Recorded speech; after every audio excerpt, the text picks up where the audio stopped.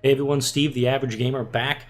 I'm not going to do another episode of the Star Realms playthrough, mainly because if you compare the landing screen to one of the previous ones, this is different. There has been an update to the game on Steam and on iOS, on Google Play, on all its platforms. First off, you have the store down here that's going to let you buy additional packs from the gameplay itself. And also, I'm going to go to the campaign screen. We're not going to do a campaign mission today, but there's new chapters. Chapter 11 and Chapter 12, they're now on the list of missions for me to play through. I have not purchased them yet. I will be purchasing them soon. We're going to get back to Chapter 2, Rise to Power, in the next video. But another thing that came out is the new cards. Some new cards have been added to the game, so let me actually go back all the way so you can see how I got here. From the main screen, you're going to go down to How to Play. You click on that, you have your basic tutorials. You're going to click on or tap on the card gallery on the bottom left, and this is the core set. So this is what every set has, and you just tap this. So you have the Gambits. We'll be getting to those in a few missions. The Year 1 promo cards, bases and battleships. They have some cool cards in that one. Events. I hate that card, especially when I'm playing and I've already played all my cards and that one comes out. I will encounter that card in a future mission and I will be quite upset about it as well. You have the Heroes expansion pack. Fleets and Fortresses, one of my personal favorites. I'm going to keep going past that. Colony Wars, we'll see this one in Chapter 10. But we're going to take a look at Cosmic Gambits. This is the new set of, one of the new sets, I should say, of cards that we're going to be seeing. First off, Acceptable Losses. These ones are not shuffled in the main deck. You get these at the very start of the game, and you can keep them either face up or face down, depending on your preference. And you scrap this card, and you just scrap up to 2 cards in your hand. Let's say you have a couple of Vipers and you want to get them out of there quick, or a couple of Scouts. You scrap this card, you get rid of those 2 cards, and you play on as usual. Asteroid Mining. This one has 2 trash cans, and I admit I'm not certain about what one or other of the trash cans does. I think it's going to give you the option when Frontiers launches later on this year. It'll give you either 1 trade or let you draw a card. I think it's an or, not an and, for this one. Exploration. Scrap a card from your hand or discard pile, acquire an Explorer for free, and put it on top of your deck. This could come in very handy in the early game where you can drop that off, and especially if you already have a card in your deck, they'll let you draw a card, and you have that in your hand, you play that, you immediately pull that Explorer that you just acquired from the top of your deck. I have a feeling that one's going to get quite a bit of play from the gamers out there. Glorious Return. You may pay the cost of a card in your discard pile. Let's say I've got a command ship that costs 8. I pay 8 trade, I put that card into my hand. Scouts and Vipers don't cost anything, so let's say you're 1 trade short of buying a command ship, or a Fleet HQ, or a Factory World, one of the big cards in the game. You can scrap this card, pick up a Scout or a Viper. Let's say you need a Viper, just 1 more attack to finish off your opponent. You can scrap that, pick up the card you need, and do your buying, or do your damage, or get that last little bit of health you need to stay alive until your next turn. The Gray Market. This one, I'm liking this one as well. You choose a faction, and then cards from that faction cost 1 less this turn. Very good, I think, in the early game. I think this one may actually get an explanation for it, saying that you can't buy cards that are, let's say it's a couple of, let's go Blob Fighters. They're 1 trade units, but if you pick Blob, then you can just buy all the Blob Fighters up off the board and not spend any coin. I think this one may get nerfed in the near future. Hidden Base. We haven't seen this one, mainly because this is in the Gambits expansion, but you put the Secret Outpost card into play and choose a faction, whether it be the Blob, the Machine Cult, Star Empire, or Trade Federation. The Secret Outpost has that faction. It also has the other option of, for authority, got a text message there, going to respond to that after this video. Gives you that opportunity for 4 authority as well. I think it's going to be one of those or options, not an and. Rapid deployment. I'm liking this one as well. Gives you 1 trade, and you may put the next ship you acquire this turn on top of your deck. Again, let's say you have one of those instances where you have the ability to buy a high value card, high value ship in this case, can't do it for a base. You put it on top of your deck, you play one of those last cards in your hands that let you draw that card, get it right into the fight. 2-pronged attack. I think this is going to be one of those and ors. Again, it's going to depend. I haven't had a chance to read all of the rules per se on what Frontiers is going to be offering and what Cosmic Gambits is going to offer. But it's going to give you, assumingly, 2 attack or 3 attack and draw a card. I think there's going to be a mechanic in here that explains which one of these you can do at which time. And also veteran pilots. For people like me who don't like the Viper, this card's going to give you pause. Whenever you play a Viper, you get 2 additional attack. So your 1 attack Vipers suddenly get 3 attack.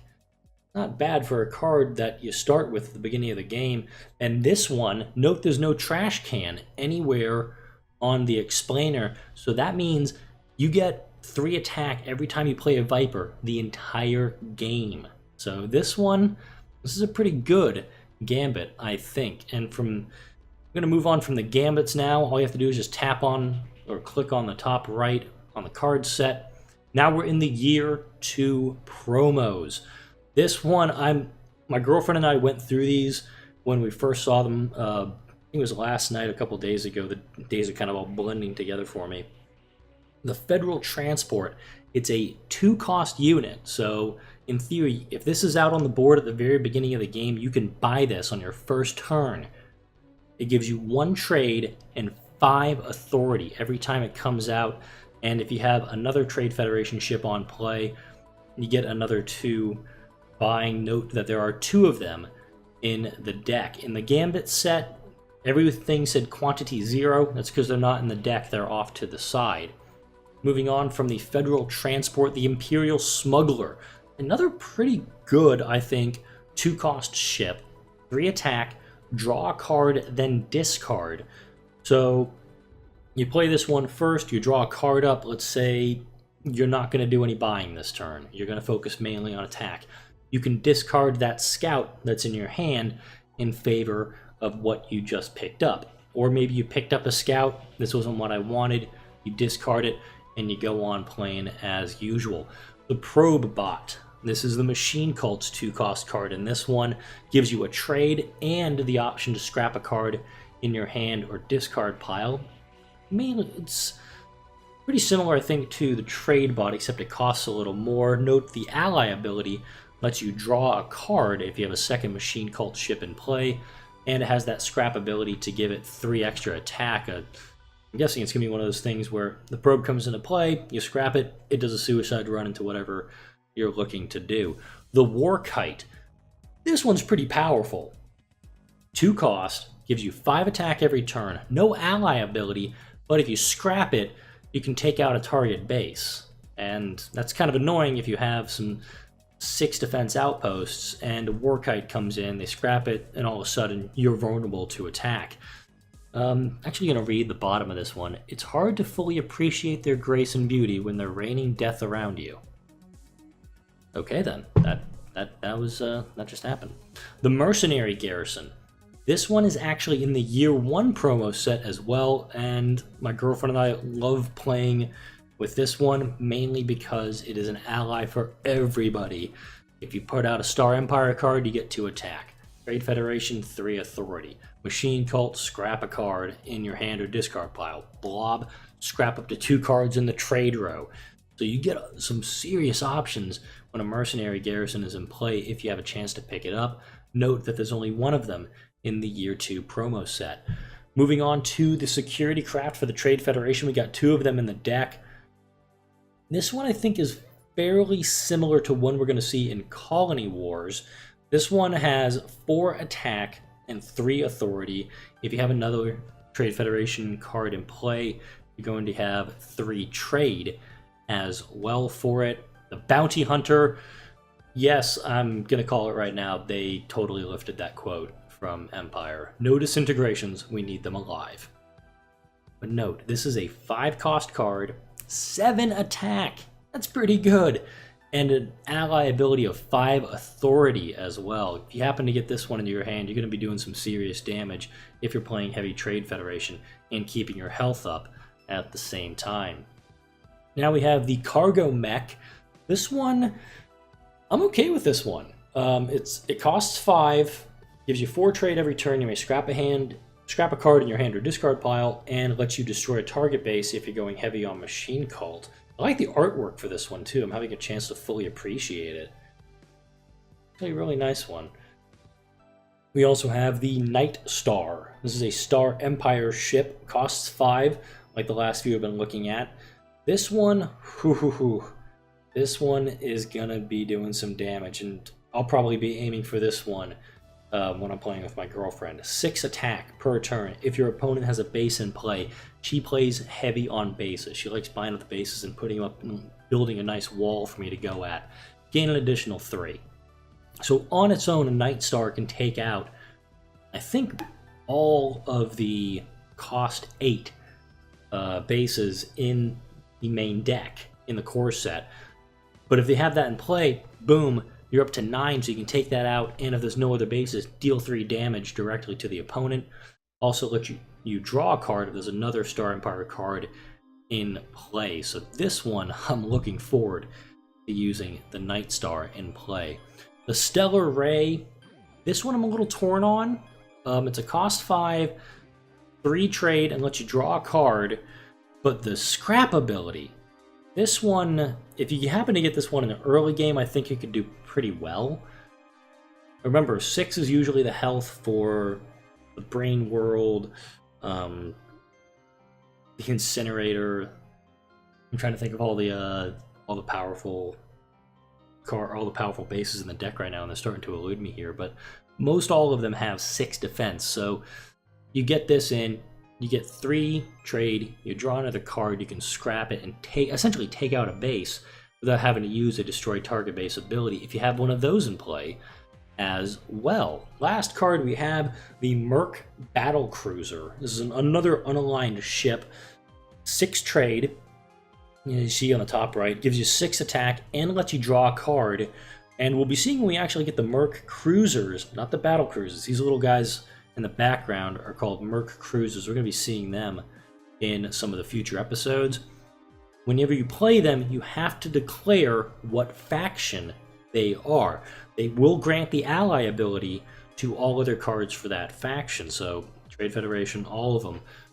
Once this guy goes out, you declare it's one faction, and everybody starts picking up on what it can do and on their ally abilities as well. So the Merc Battle Cruiser, there's only one of them in the year 2 promos. When you mix that in with the main deck, I think it's going to be pretty good to play with. But that is it. We're at 11 of 11 on the cards. I'll back us all the way out back to the main menu.